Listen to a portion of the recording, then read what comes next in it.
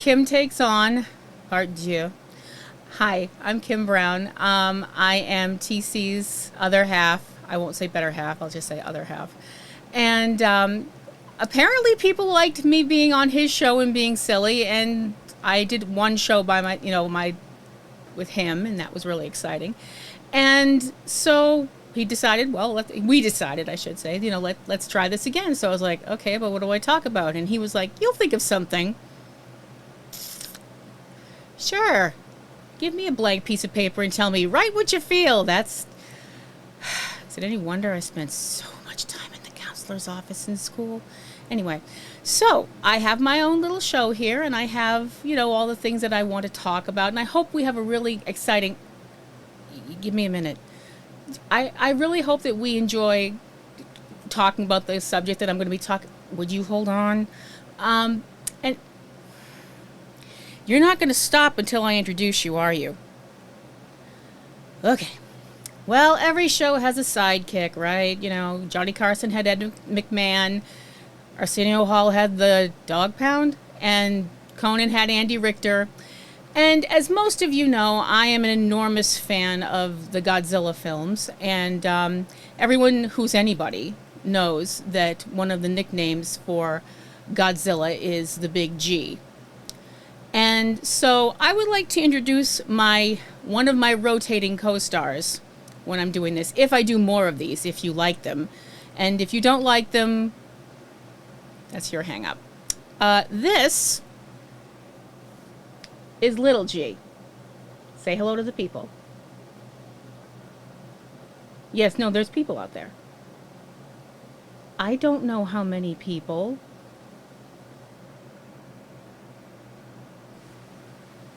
Now you get shy. Sidekicks. He's just going to pop up every once in a while and give me his opinions and things. I'm sorry you can't hear him because we can't have him talk because copyright. But he just wanted to say hello. Actually, he was a gift from TC because TC knows what I love and what makes me happy. And I do so love that man of mine because he puts up with all my crazy... Yeah, I was told that I have to curb my language. That's another reason he's here, to keep me on my toes. But we're going to put him aside for right now. And there will be other rotating casts of characters in my wacky world in my brain. But as for what today's little show is about, it's not all negative stuff. This is not going to just be a show about, oh, this sucks and I hate this and this is why. Because there's enough of that stuff on the internet, and I don't really feel like adding to that leaf pile. Thank you. What today's show is about are top 5 and bottom 5, according to me. And just me, nobody else's opinions, just mine. So, the top 5 best and the top 5 worst, or bottom 5 worst, I guess, scores/soundtracks. What I mean are, these are 5 soundtracks that have a really amazing place in my heart for whatever reason, and specific songs or orchestral pieces, what have you, from films that have captured my heart, that have burrowed into my brain, that have, some of them which have been there since I was a very young child in the 70s, and no, not the 1870s, you wise asses, I'm not that old.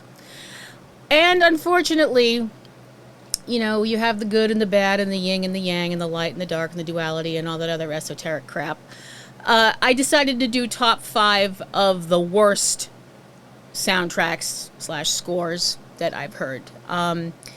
As some of you in the VC might know, TC and I both are enormous movie fans, and that includes bad movies. And occasionally, when you hear how something is bad, and people say, oh, that movie was terrible, and it was a pain, a slog to watch, and torture and stuff, and then you think to yourself in your hubris, how bad could it be? And then you watch it. That has come back to bite us on the butt more often than I'd like to think about. But we're going to start with the great films, great scores, great soundtracks, and the spotlights on some of those. I cannot put these in a particular order because that is asking for way too much organized thinking for me. And that's just not fair. And also, the way I think about music is, to me, it's like, oh, well, this is my favorite song today. Tomorrow, this will be my favorite song. And the day after that, it will probably be something completely different. I will have like a top 5 that's the same all the time, but where they are varies from day to day. I'm just not that organized. I'm not supposed to be organized. That's his job. I'm the cute one. That's called sucking up. Isn't he sweet? He has his daddy's spines. Okay, you sit there and behave. So, starting with, in absolutely no particular order, my best scores / soundtracks. Star Wars. The Star Wars trilogy. The original Star Wars trilogy. And oh my gosh, that sounds so weird to say. That you have to say that. You have to qualify this now. It's like, oh, I love Star Wars. Oh, you mean the trilogy or the prequel or the follow-ups or the offshoots and the spin-offs and the Netflix stuff? And I'm like, I like Star Wars. Please stop throwing this stuff at me. You're freaking me out. Just give me my Star Wars and leave me alone. Let me still be that little girl that was in love with Luke Skywalker and sat there in a theater going, I'm going to marry that man. Hi, Mark Hamill, if you're out there. The Star Wars score and, the music by John Williams is just... I don't care what kind of day I've had. I could have had the day from hell. And I have. And if, not today, but I could have had a rotten day at work. Just had a miserable time being around my fellow human beings, which, let's all face it, that can be a slog sometimes. But if I hear this music, it just makes me feel better. It just puts me back in that movie theater that had 2 cinemas in it. Yes, kids, they did exist back then. And I remember being that little girl and just feeling like, wow, this is something new and different and amazing, and I want more. And the music was such a huge part of that. The spotlight for me, it's really funny. The spotlight for me is The Emperor's March, which obviously didn't actually come out until The Empire Strikes Back. A lot of people think, oh, that was in all the Star Wars movies. Actually, it was not. It did not debut until The Empire Strikes Back. And I think it's an amazing song. It's imbued with so much power and just... I know it's weird to say it this way because, the Empire are the bad guys, blah, blah, blah. Spoiler alert, I guess. But there's so much majesty to it, which is really weird to put it that way because they are the bad guys. But there's just something about that song that just radiates this incredible energy that I just think it's just so... And it's cool. It's just cool. Next for me would have to be the Godzilla franchise, the whole thing. And I suppose that does include Shin Godzilla. I know some people out there probably now want to wing a brick at my head, but I left that movie feeling like my soul had been scraped out with a butter knife. I'm sorry. Maybe I need to watch it again. I don't know. But I have been a Godzilla fan. Since I was about knee-high to a grasshopper. And not the giant grasshoppers either, not a Kamacuras. because I have to show off that nerd cred. Yes, I actually got a guy all on my own, and he loves me even though he puts up with the kind of crap that's in my head, and that's part of it. I started watching Godzilla movies when I was very young on Creature Double Feature on Channel 56, and I just was drawn to the classic horror movies, but I was specifically drawn to Godzilla.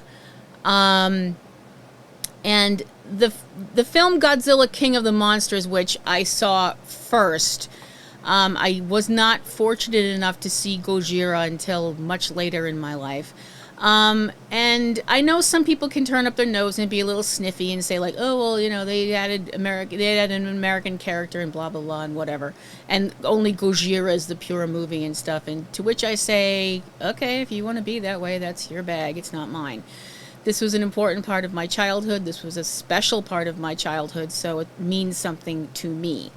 And the music by Akira Ifukube, We're Not Worthy, We're Not Worthy, We're Not Worthy, was immense. I guess that's the best word to use, would be immense. Considering the subject matter, it makes sense, but there's so much going on in the music that you pick up specific notes and specific lines of music that's just it catches in your brain and it sinks in your brain. It comes out at different times, like the footage when the army is, you know, massing to try and battle Godzilla, and the music's kind of da da da da da da da da da da da da da da da da. It's, you know, it's very militaristic, and you know these guys are going to go get absolutely slaughtered, but there's still that very, we're the military and we're going to do this and all that stuff like that. The Spotlight for me is a scene that really is incredibly moving, even if you don't speak Japanese, because they don't overdub it when they brought Godzilla King of the Monsters to America, and they added the film footage with Raymond Burr, and they dubbed some Japanese characters in some scenes and didn't dub them in other scenes, and that was weird. When I was a little kid, I was like, I don't understand what's going on. But there's a scene where some of the characters are listening to a radio production after Godzilla has completely trashed the living hell out of Tokyo. And it's the performance of a choir of girls, and they are singing a prayer to honor the dead, to pray that this doesn't happen again. And it's incredibly beautiful. It's so moving. And it's listening to his country in pain is what eventually makes the character of Dr. Serizawa decide that, yes, they will use his invention, the oxygen destroyer, to destroy the threat of Godzilla. And it's so, the music, it just is so unbelievably achy and just grabs you by the hand and won't let go. It's just incredibly beautiful. Next on my top 5 is the scores and soundtrack and all that stuff from the Lord of the Rings films, the original. You have to do it again now because The Hobbit was in there and the other stuff that they have on TV now.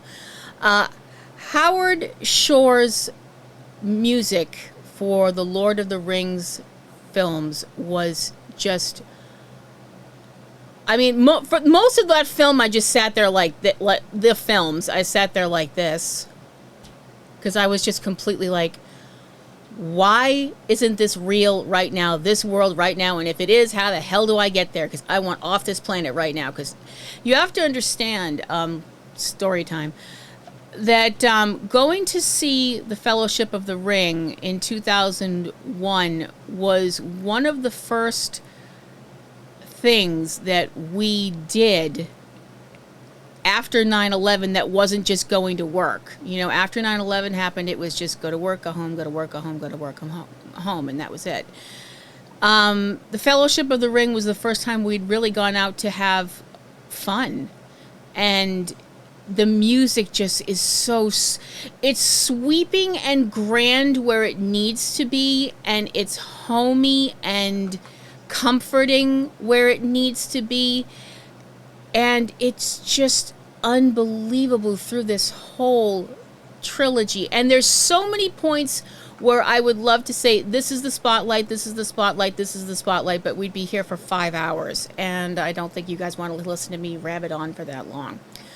The spotlight from the spotlight for me is actually it's really weird because it comes at the very end. It is the song "Into the West," sung by Annie Lennox, which is the very end of the Fellowship of the the Return of the King. And you know, I remember sitting there and just crying and crying and crying because the music was just so beautiful. And you really felt like you knew what "Into the West" meant in the in the universe of Middle Earth. You knew what that term meant. It's saying goodbye.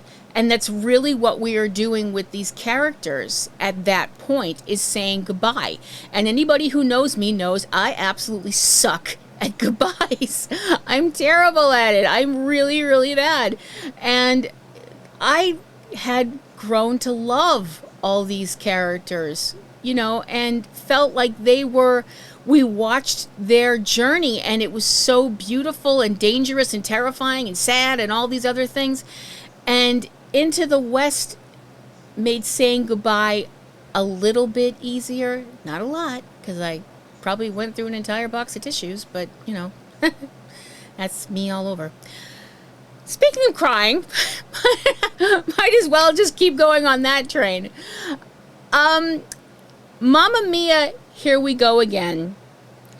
And the film that started the duology, I don't know if we're ever going to get another movie of this. I kind of hope we don't, because I really loved Mamma Mia and Mamma Mia, Here We Go Again. Based on the songs by the Swedish group ABBA. I knew about the play for a long time, and then I heard they were making the musical, and I was like, okay, this should be interesting. And then I heard, and we went to see it, and we loved it. And then the sequel came out, and I was like, why do we need a sequel? This was great. Then I saw the sequel, and I was like, shut up, Kim, this was awesome. And there's so many terrific songs in both movies, you know, Voulez-Vous, Does Your Mother Know, which is just Christine Baranski, just mwah, so perfect. The spotlight song for me is the song and the way it's done in the film, and that's Mamma Mia, Here We Go Again, Fernando, which is performed by Cher and later on Andy Garcia. And oh my gosh, did I cried through this whole movie. Actually, that year, which I believe was 2018, I think I cried through every movie we went to that year. I am just an emotional person. Ta-da! And if you've never seen Mamma Mia, Here We Go Again, why not? And you should go see it right now. I'll wait. No, I'm not telling them to really go. I mean, they're not going to listen to me. I hope. Nobody else does. But it's a reunion between two star-crossed lovers, and it's Cher. So come on now. And there's just a point where I'm like starting to tear up, and then I just, before the song starts, I lose it. I still lose it. If I watched that scene right now, I would be crying through this review, and you don't want to see that. Some women are very pretty criers. Some women are very, very... Some men are pretty criers. Jensen Ackles does the whole single manly tear thing, and it's fabulous. Hi, Jensen. But I am not a pretty crier. I'm not really sure I'm a pretty anything. So, but anyway, so moving on to our final film that's in the top 5. Crouching Tiger, Hidden Dragon, score by Tan Dun, was one of the first wuxia films that I ever saw in a theater. And there's so much that makes the tapestry of this film. If you've never seen a wuxia film before in the theater, it can be really kind of a, what the heck's going on? Why are people flying? Is this supposed to be like urban fantasy or something? What's going on? But the traditional music used by Tan Dun is just sweeping and majestic and gorgeous, and is another thread in the tapestry that is woven together that makes Crouching Tiger one of the most incredible films ever, and I will fight you on that. And the spotlight that I want to bring up is, I think people are going to be able to figure out what it is. You're a smart bunch. But it's one that I bring up with such a heavy heart, in the fact that the spotlight is the song A Love Before Time, which is sung by Coco Lee, who we sadly lost.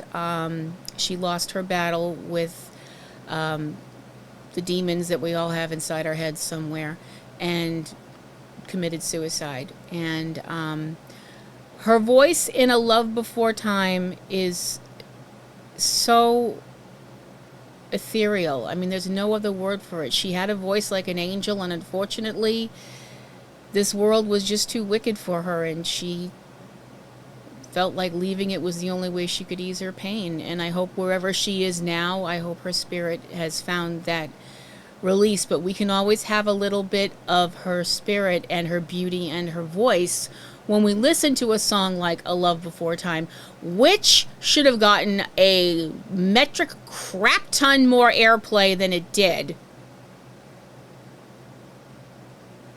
See, he agrees too. He likes mushy girly movies, but don't tell anybody. Ow! Don't kick me. I think I've always said this, because we've talked about this, TC and I have talked about, like, why didn't that song become a bigger hit? It should have. It was awesome. I think it's because the problem with A Love Before Time was it faced a lot of My Heart Will Go On backlash. Just my opinion, for what it's worth. Before we go on to the top 5 worst, I do want to do one more thing. And I do this because I love you. And I want you to know about good things, because I am all about sharing good, positive things on the internet, because everybody says the internet is all full of negative stuff and blah, blah, and whatever. And I like to share something that I like. If I like something, I like to share it with you so you can find it and you can like it too. And what I'm sharing is a channel by a gentleman that goes by the name 331E Rock. He is a guitar player, and oh my frog, he is one of the most incredible guitar players you have ever heard in your life. You should really go check his stuff out. 331EROCK, and let him know that Kim sent you from Kim Takes On. So, we did the best. Let's get to the rest. The worst scores, soundtracks, and there are highlights, or lowlights, I guess. First one is The Creeping Terror. If you have never seen this movie, consider yourself fortunate. You're going to hear that phrase a lot. It is a sci-fi piece of dreck, and there's barely any dialogue because the dialogue was lost in a lake. Figure that one out. But they saved the music. Hooray. By Frederick Kapp. The spotlight, for me, is a scene before the alien, which basically looks like a giant shag carpet. No, I'm not making that up. Which eats people. And there's a bunch of jokes about eating carpet that I have obviously been told that I can't make. And the alien invades a dance, and before the alien shows up, which you'll actually be like, yay, the alien showed up, because we won't have to listen to this music anymore. There is this song, this auditory hangnail of a song that plays during the dance, during the part where we're seeing people dance. I'm not going to knock anybody else's dancing because I moved more than one choreographer to tears in college. So the song doesn't have any lyrics. The tune is da da da da da da da da da da da da da da da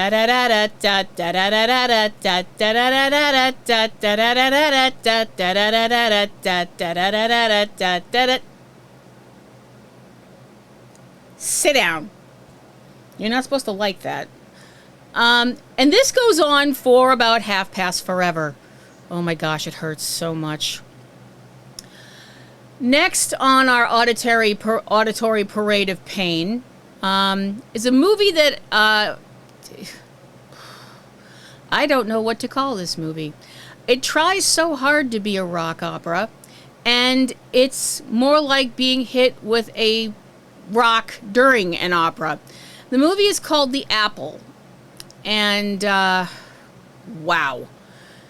It's basically a story of good versus evil and the rapture and God and the devil and stuff, and I don't know. And it's, think of the worst Eurovision video you've ever seen and then multiply that by a kabillion and you have an eighth of how much this movie sucks. And what's the highlight for the bad song from this movie?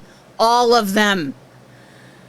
The score was by George Clinton, which I'm like, that George Clinton? No, I was like, what?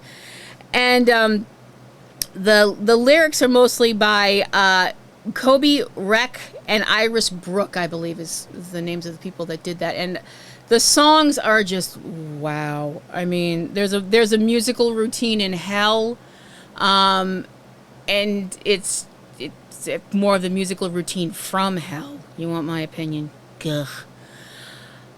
Next up, now some of these you might.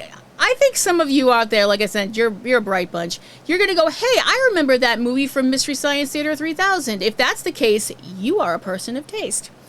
That's where this also came from. From the Jerry Warren opus, The Wild World of Batwoman, which was also released as She Was a Hippie Vampire because DC Comics has lawyers. This was someone's attempt to cash in on the 1960s camp Batman craze. It failed. The soundtrack, also by Jerry Warren, is awful. Mostly a lot of now, now, now, now, now, kind of very nasally, twangy guitar playing, which to me is the equivalent of bamboo shoots under the fingernails. And for reasons that I still don't know what they were, the climactic battle, and we are not talking Avengers Endgame level here, another movie I cried at, the final battle between the good guys and the bad guy is, and his henchmen, is done to this kind of, do you think I can call it that? You think that'll actually work? Yeah, I'm going to do it. Shit kicker music. Sorry if you're a fan of country music. I do not mean to impugn country music, but it's really this thing, and I'm like, what the crap? I'm like, y'all knew you were making a superhero movie, right? An alleged superhero movie. I'm like, this has as much to do with superhero movies as an Alien Autopsy, which would probably be more entertaining. Oof. Okay. Now this one, the next one, I realize I am taking my life in my hands. Melodrama. Can you believe people actually accuse me of being melodramatic? It just blows my mind. I know a lot of people in the VC really enjoy their classic rock, which is great. I enjoy my classic rock too. Just depresses me that now some people consider Nirvana classic rock, and that's just makes me want to grab a bottle of Jim Beam and go in the corner and cry. But anyway, moving forward. The Who. The Who are an amazing band, and CSI, the franchise, owes a lot to them. And I actually love the stage show Tommy. We have seen the stage show version of Tommy 3 times. Twice with Steve Isaacs, which was great, and once with Jake Simpson, who was a winner on the reboot they did of Star Search. Hi, Jake. Hi, Steve. They were all amazing and awesome.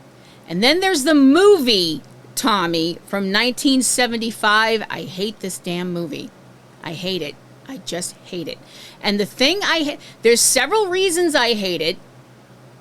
It's not most of the songs to be surprised. You shouldn't be surprised at, because Pete Townsend wrote some really great stuff. It's mostly Pete Townsend. You know, he had Keith Moon write with some of them and other things like that. But if we sat there and went through that, we'd be here all day. But there's certain things about the movie version of Tommy I really don't like. If you would like to know what they are, PlatinumRoselle@yahoo.com, and I'll go into it in private. But the one thing that I really, truly, honest to blog, hate about the soundtrack for Tommy, I hate the song Champagne. I hate the scenes in Champagne. I hate watching Anne Margaret flop around in a bunch of baked beans, because I'm sitting there going, the first time I saw that, I was like, oh my gosh, am I having some kind of attack? Because I can't be seeing this. This can't be real. And I blinked and I was like, no, it's still here. Oh, crap, this is actually in the movie, isn't it? Then I remembered I usually hallucinate better things than that. I'm just joking. I don't have hallucinations. But I don't know. I mean, look, I know it was The Who, and I know it was the rock scene back then, and I've always said people did, wheelbarrows full of drugs back in the 60s. I think people had moved on to, like, dump trucks of drugs in the 70s, because I hate that song. And it makes me sad that I hate that song, because Anne Margaret is a beautiful lady and has a terrific voice, but oh my gosh, seeing her in that scene makes me want to just run screaming into a wall. I'm sorry. I'm so sorry, but I can't help it. All right. Leaving the... Nope, can't call it best, that's for sure. Leaving the last for last. There we go. Truth in advertising people really listen to this show, you can tell. This is another gift that we got from the folks over at Riff Tracks, who started out as the folks from Mystery Science Theater 3000. From the movie Miami Connection, which mostly takes place in Orlando, so that tells you where we're going. The score is by John McCallum, and it is the most 80s thing you could ever think of, short of being locked in a video arcade. You know, the ones that had the floors that had that glow-in-the-dark, weird kind of carpet that I think the Young Bucks bought for their wrestling outfits sometimes. I really think Matt and Nick are great wrestlers, but wow, the way they dress. Woo! I mean, it's a very synth soundtrack, a lot of electronic drum, stuff like that. And I don't have a problem with that. I'm not saying I have a problem with that when Duran Duran did it. When these people do it, it's like, okay. The thing about Miami Connection that makes it exquisitely painful is, besides the plot and the acting and the choreography and the fight choreography, you know what? I'm going to be here all day if I do this. Let's cut to the chase. The plot of the film is a band called Dragon's Sound. Sorry, I don't know what I'm picturing, but what we got ain't it. And they're a band that's made up of a bunch of guys who are all friends, and they all live together, and they all practice martial arts, and they incorporate martial arts into their songs. Doesn't that sound exciting? Sounds like something, doesn't it? Not sure the word exciting is the word I would have gone for, but here we are. One of the first songs that they're performing is a song that's basically about how it's wonderful to have friends and friends through eternity, loyalty, honesty. And I'm like, are we singing the Boy Scout code? I think. I don't know. I was never a Boy Scout. But the spotlight goes, because it has to the song Against the Ninja, which is performed in the film by Kathy Collier as a character named Jane. She's the girlfriend of one of the guys in the band. And she sings this song called Against the Ninja. And, yeah. Okay, why this is on my list of stuff that I can't stand? Because when you think of ninjas, you think of, well, if you're me, you know, you think of Shokashugi, you think of throwing stars, you think of, well, I think of Rain in Ninja Assassin, which may have had a stupid name because a ninja is an assassin, but it also had Rain with his shirt off, and that made me happy. Ta-da!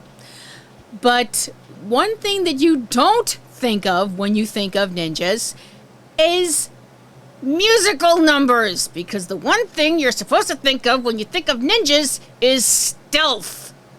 You know, it's the whole ninja thing. Of course, in this film, you have ninjas riding around in their ninja garb in a fleet of motorcycles. Really loud motorcycles. I mean, I know they don't make any stealth motorcycles. At least I don't think they do. The government's probably working on that, but who knows? Somebody's government. It might not be ours, but anyway. But I'm just going, what? This whole movie just basically had me doing that all the time. So, that's my top 5 and my, I don't know if I want to say bottom 5 because that could be, if I said that, would that sound dirty? Well, it's too late now. Do you agree? Do you disagree? Do you think that this is a ridiculous idea for a show and I should just get the heck off the internet? Do you think I'm cute? Do you like Little G? He really needs to know because he's got like, you know, personality issues. He's very needy for a monster. But monsters need love too. If you have any questions, queries, complaints, wondering what kind of meds I take, I'm not telling you that one. PlatinumRoselle@yahoo.com, and I will definitely respond. I hope you enjoyed this video. I hope it made you laugh. I hope it makes you check out some good stuff, and even check out bad stuff if pain is your thing. No kink shaming here. So this is Kim signing off for another episode of Kim Takes On, and Little G says goodbye too, and he hopes you all have a wonderful couple of days and a great week and a great month, and on and on and on and on and on. There will be other creatures showing up if people want me to come back, and that's pretty much all I have to say. And keep on keeping on and keep on playing that music. Bye.